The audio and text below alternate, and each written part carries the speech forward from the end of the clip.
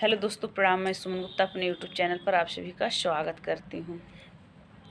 न्योता भेजले बानी बेल के पतैया पे, गौरा जी के सैया के ना। न्योता भेजले बानी बेल के पतैया पे, गौरा जी की सैया के ना।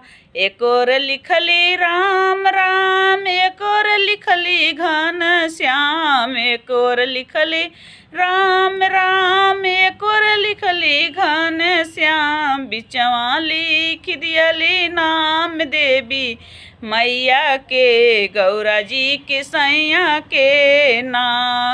न्योता भेजले बानी बेल के पतैया पे, गौरा जी की सैया के ना। काऊ खिलाइब श्री राम, काऊ खिलाइब घन श्याम, काऊ खिलाइब हम अपने देवी मैया के, गौरा जी के सैया के ना। काऊ खिलाइब हम अपने देवी मैया के, गौरा जी की सैया के ना। न्योता भेजले बानी बेल के पतैया पे, गौरा जी की सैया के ना। मेवा मिश्री श्री राम के, माखन खिलाऊं घनश्याम के। मेवा मिश्री श्री राम के, माखन खिलाऊं घनश्याम के। हलवा पूड़ी खिलाऊं अपनी देवी मैया के, भंगिया गौरा की सैया के ना। हलवा पूड़ी खिलाऊं अपने देवी मैया के, भंगिया गौरा की सैया के ना। न्योता भेजले बानी बेल के पतैया पे, गौरा जी के सैया के ना। कहाँ झुलाऊं श्री राम, कहाँ झुलाऊं घन श्याम, हम अपनी कहाँ झुलाऊं हम अपनी देवी मैया के, गौरा जी की सैया के ना। कहाँ झुलाऊं हम अपनी देवी मैया के, गौरा जी की सैया के ना। न्योता भेजले बानी बेल के पतैया पे, गौरा जी की सैया के ना।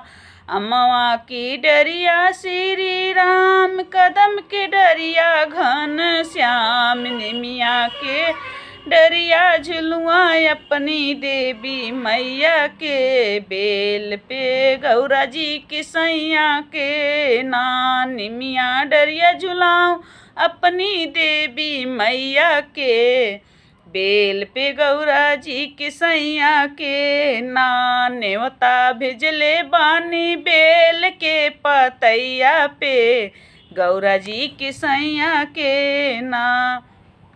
कावन फल देहि श्री राम, कावन फल घन श्याम, कावन फल देल श्री राम, कावन फल घन श्याम। कावन फल देलिन हमारी देवी मैया जी, गौरा जी के सैया जी ना। कावन फल पाइब हमें अपने देवी मैया से, गौरा जी के सैया से ना। करम फल देल श्री राम, धर्म फल घन श्याम, कर्म फल देल श्री राम, धर्म फल घन श्याम। सिंदूर फल पाइब हम अपनी देवी मैया से, देवी मैया से ललनवा गौरा जी के सैया से ना। सेनुरा फल पाइब हम अपनी देवी मैया से, ललनवा गौरा जी के सैया से ना। न्योता भेजले बानी बेल के पतैया पे, गौरा जी की सैया के ना।